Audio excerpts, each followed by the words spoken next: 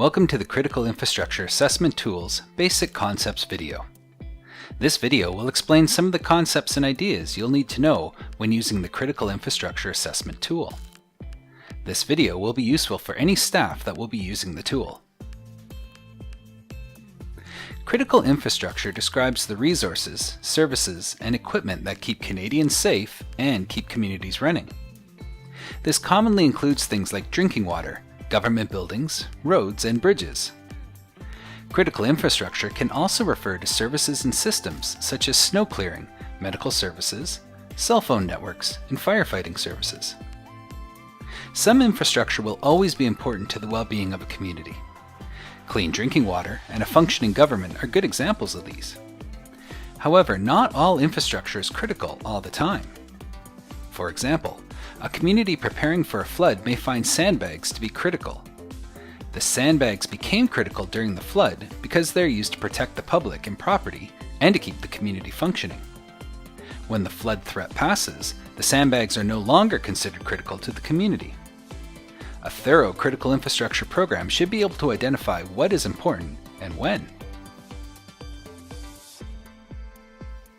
Many communities are creating programs to protect their critical infrastructure, though it can be hard to figure out where to begin. To help this process, Defence Research and Development Canada, in partnership with Emergency Management British Columbia, have created the Critical Infrastructure Assessment tool. The tool helps the community think about critical infrastructure in the context of the services residents will need during an emergency. When using this tool, a community needs to be familiar with three terms. The first is asset. An asset is an item or a resource that is under the control of the local government. This includes tangible things like equipment, vehicles, and trained staff. It can also include intangible things like radio networks and software. The second term is goods and services. Goods and services are provided to the community by the local government. This includes goods like drinking water and services like policing. The final term is dependency. Dependency is the term used when goods and services cannot be delivered without a specific asset. For example, providing fire and rescue service is dependent on fire engines and equipment, which are assets. The Critical Infrastructure Assessment tool is an Excel spreadsheet that is organized into different sections. When using the tool, the community is asked to fill in these sections. The first section lists the services a community offers residents. The second section lists the equipment that a community uses to provide those services. And the third section lists the external goods and services that support the assets. The tool then highlights the relationship between each section. For example, imagine a rural community has decided to use the tool. The first thing they would consider is a hazard or emergency during which they would offer services to the public. In this case, the community is threatened by wildfires every summer. Because this is a high-ranking hazard, the community decides to use this hazard to give some context to their conversations. When using the tool, they'll talk about the services residents will expect during a wildfire. Now the community will begin to look at each specific services residents may expect. The first service they examine is fire and rescue. To offer this service, the community uses locally owned assets, such as fire engines, trained firefighters, roadblocks, and specialized equipment. The community will try to identify which locally owned assets are needed to offer the service during a wildfire. Each time the community identifies a specific asset needed to provide a service, they'll make a note of it in the tool. This relationship between the service and the asset is called a dependency. Dependencies can either be critical or important. For example, the community may feel it is critical to have a fire engine to offer fire service because there are no other alternatives. Without the fire engine, the community cannot provide firefighting services. On the other hand, the community may find it is important but not critical to have roadblocks because fire crews can still fight the fire without them. Once the community has looked at all the equipment needed to offer fire and rescue services, it then examines the externally offered services that support each asset. For example, the community-owned fire engine has a critical dependency on fuel and on roads, In other words, the fire engine will not be usable if fuel and roads are not available. The community-owned fire engine also has an important dependency on a regional radio network. The network helps coordinate with other first responders, but the engine can still be used if the radios aren't available.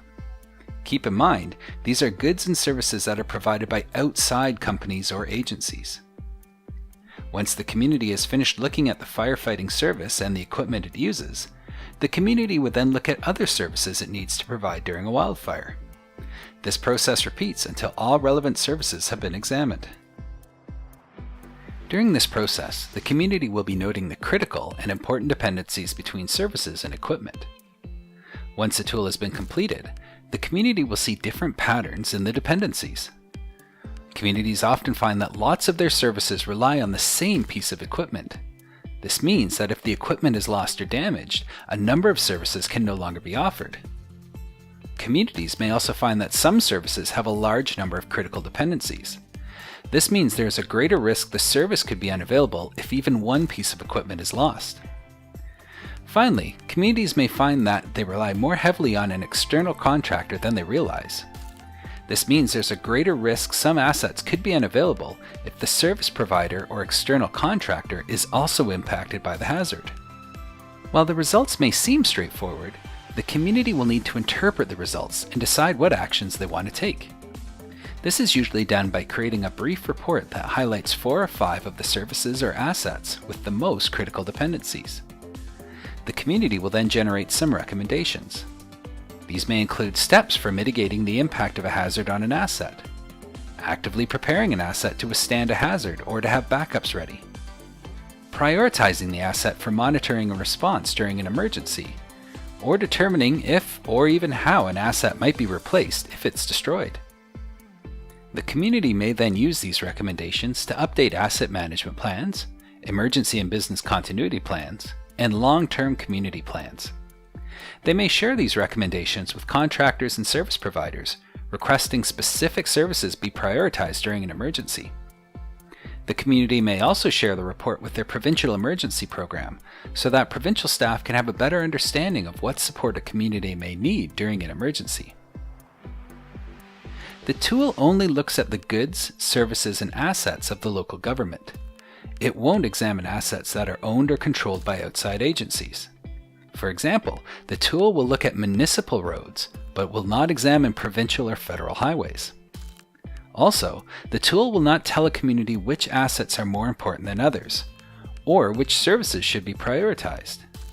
Instead, the tool shows which assets are most depended on during an emergency, as well as which services are likely to be required by the public.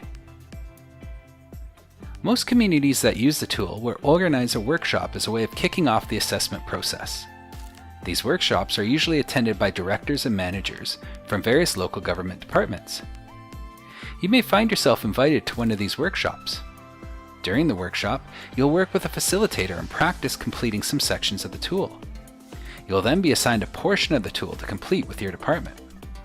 The facilitator will provide you with a deadline, after which they'll gather and consolidate the spreadsheets. There is usually a follow-up meeting to look at the results and develop a report with recommendations.